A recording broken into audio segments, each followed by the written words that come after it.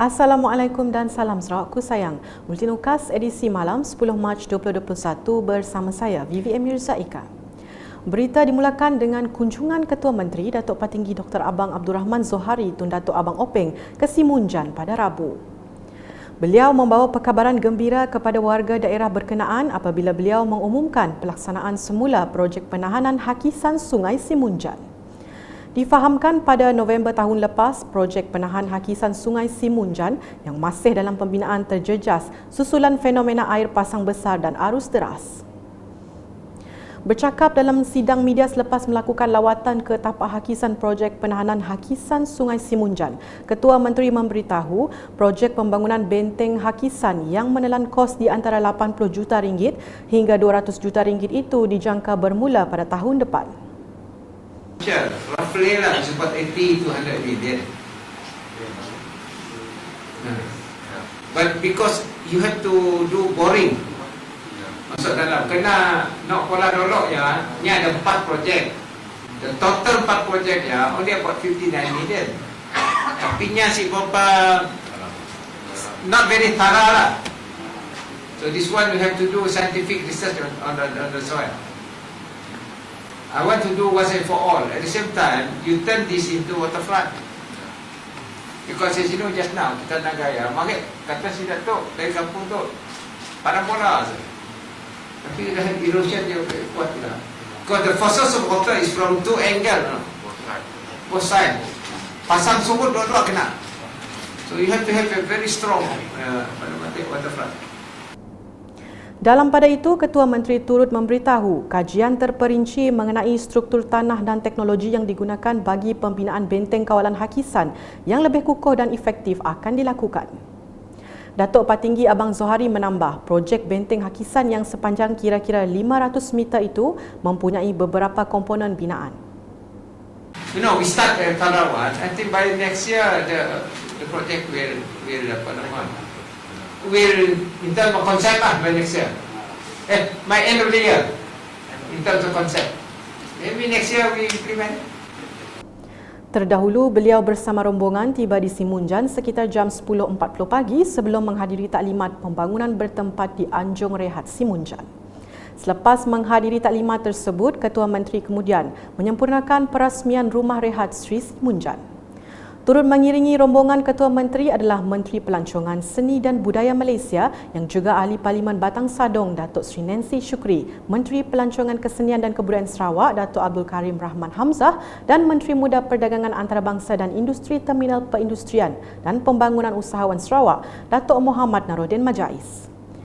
Dalam program berasingan pada sebelah petang Rabu, Ketua Menteri telah menyempurnakan perasmian projek Jiwa Murni di Dewan Masyarakat Gedong dan merasmikan projek Senggaraan Masjid Al-Kauthar, Kampung Gedong. Berikut pula, Institusi Pendidikan Awal Kanak-Kanak IPAKK memainkan peranan penting dalam proses tumbesaran kanak-kanak, terutamanya dari aspek pembelajaran dan pengajaran.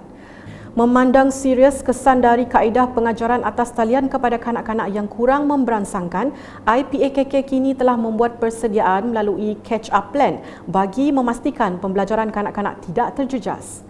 Menurut Menteri Kebajikan, Kesejahteraan Komuniti, Wanita, Keluarga dan Pembangunan Kanak-Kanak, Datuk Sri Fatimah Abdullah memberitahu IPAKK kini telah dibenarkan beroperasi di kawasan tertentu dan kanak-kanak berpeluang berinteraksi dengan para pendidik secara bersemuka. Sehubungan dengan itu, jelasnya catch-up plan yang disediakan mengutamakan 3 aspek, iaitu pertama, pengajaran dan pembelajaran di dalam kelas dengan aktiviti berpusatkan kanak-kanak, child-centered. The teachers has to be very child-centered as well. Kalau di Taska dan di Tadika especially, it is very child-centered, very focused. Aiman, Stanley, Aida, so it's very child-focused. Development of each child is in they have their own portfolio. Intervensi dan enrichment programs, pemulihan dapat dijalankan apabila it's very child-centered. Kedua, pendidikan yang diberikan secara keseluruhan hanya berfokuskan mengenai kanak-kanak. Guru-guru juga perlu bersedia untuk memastikan bahawa pendidikan yang diberi kepada kanak-kanak itu adalah berfokus kepada kanak-kanak. Sebab pembangunan mereka adalah berbeza. So each child has different stage of development. Furthermore, they have not, in terms of preschool, they have lost out a lot during this pandemic COVID-19. Manakala ketiga ialah penyediaan persekitaran yang selamat termasuk pematuhan prosedur operasi standard SOP di dalam kelas.